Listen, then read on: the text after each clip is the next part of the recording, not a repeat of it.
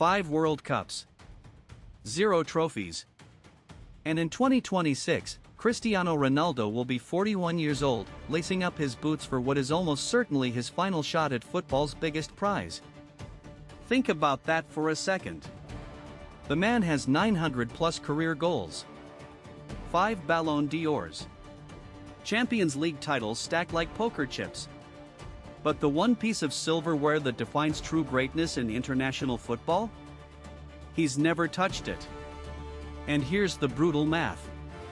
Ronaldo first played a World Cup in 2006. Germany knocked Portugal out in the semis. Then 2010, Spain ended it in the round of 16. 2014, group stage disaster. 2018, that hat-trick against Spain, then gone by the round of 16 again.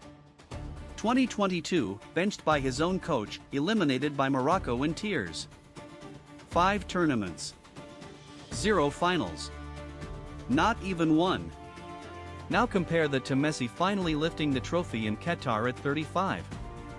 Ronaldo will be 6 years older than that when the 2026 World Cup kicks off across the United States, Canada, and Mexico. 6 years older. But here's where it gets interesting. Because Portugal might actually have the most stacked squad they've ever assembled. Bernardo Silva pulling strings. Bruno Fernandes running the midfield. Rafael Leao tearing up the left wing. Bernardo's Manchester City teammate Ruben Dias anchoring the defense. And a kid named João Neves who's already drawing comparisons to peak Xavi. So the question isn't whether Portugal are contenders. They are. The question is whether a 41-year-old Ronaldo helps them or holds them back.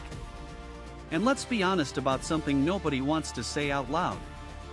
The Saudi Pro League isn't testing him the way the Premier League or La Liga did.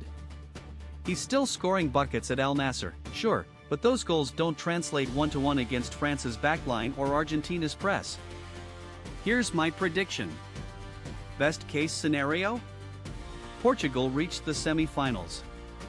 Ronaldo plays a rotational role, comes off the bench, maybe nets a penalty or a header in a knockout game, and bows out as a legend whether they win or lose. Worst case? Another shock exit. Another round of 16 nightmare. Another image of Cristiano walking down that tunnel in tears while a younger nation celebrates on the pitch behind him. Because that's the cruel beauty of the World Cup. It doesn't care about your career goals. It doesn't care about your trophy cabinet. It gives you 90 minutes, 7 games, and 1 shot every 4 years. And for Ronaldo, the clock has basically run out. There's also the coaching wildcard.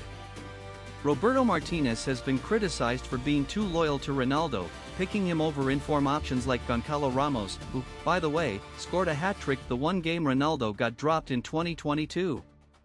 If Martinez builds the team around CR7 again instead of around the team, Portugal could repeat history in the worst way.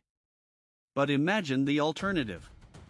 Imagine Ronaldo coming off the bench in the final against Brazil or France. 85th minute. Score tied. He rises for a header. Net bulges. Portugal lift the trophy. He retires on the spot. That's the Hollywood ending every football fan secretly wants, even the ones who claim to hate him. Is it realistic? Probably not.